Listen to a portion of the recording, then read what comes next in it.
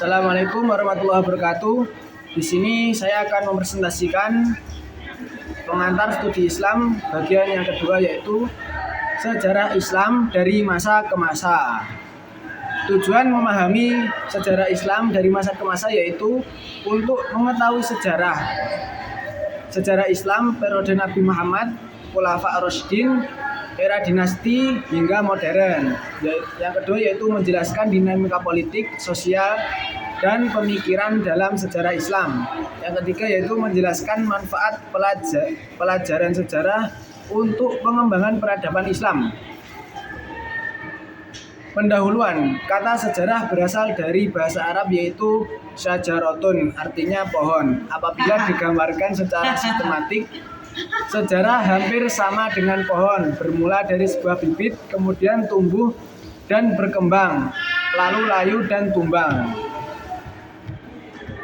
Sejarah Islam periode Nabi Muhammad, Khulafa ar-Rasyidin, era dinasti, dan modern.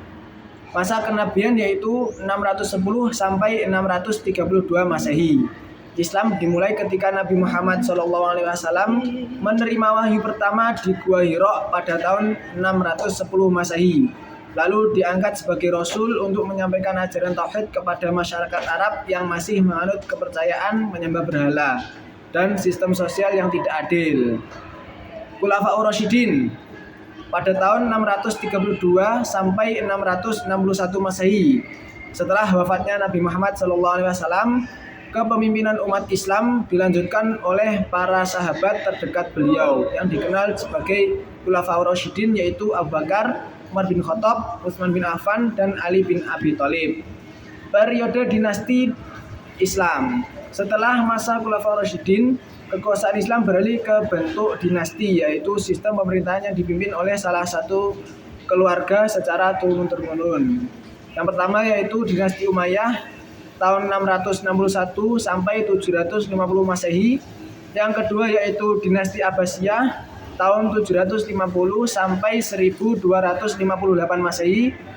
Yang ketiga yaitu dinasti Utsmaniyah yaitu 1299 sampai 1924 Masehi. Islam di era modern.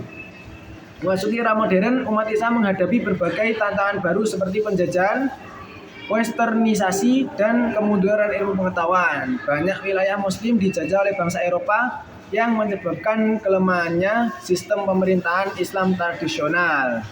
Dinamika politik, sosial, dan pemikiran Islam. Sistem politik Islam didasarkan pada kepemimpinan Nabi Muhammad SAW yang kemudian diteruskan oleh Khulafa ar-Rasyidin. Setelah itu Abbasiyah dan Kesultanan Utsmaniyah. Fase mencerminkan penyesuaian politik Islam dalam kondisi dan tantangan pada masanya. Dalam bidang pemikiran, Islam terus mengalami perkembangan akibat ijtihad para ulama seperti Al-Ghazali, Ibnu Khaldun, dan Ibnu Sina yang memberikan sumbangan dalam bidang filsafat, sosiologi, dan ilmu pengetahuan. Pemikiran Islam tidak hanya berfokus pada studi agama, tetapi juga mencakup aspek sains dan ilmu sosial. Pelajaran sejarah untuk pengembangan peradaban Islam. Pertama, sejarah sebagai pilar identitas peradaban Islam. Yang kedua, sejarah sebagai pilar identitas peradaban Islam. Yang ketiga, kontribusi ilmuwan muslim terhadap ilmu pengetahuan. Yang keempat, transfer pengetahuan dan globalisasi perubahan. Yang kelima, transfer pengetahuan dan globalisasi peradaban. Kesimpulan, sejarah Islam dari masa ke masa menunjukkan perkembangan yang sangat dinamis, mulai dari masa kenabian, Khulafa ar-Rasyidin, kejayaan dinasti Islam, hingga tantangan di era modern.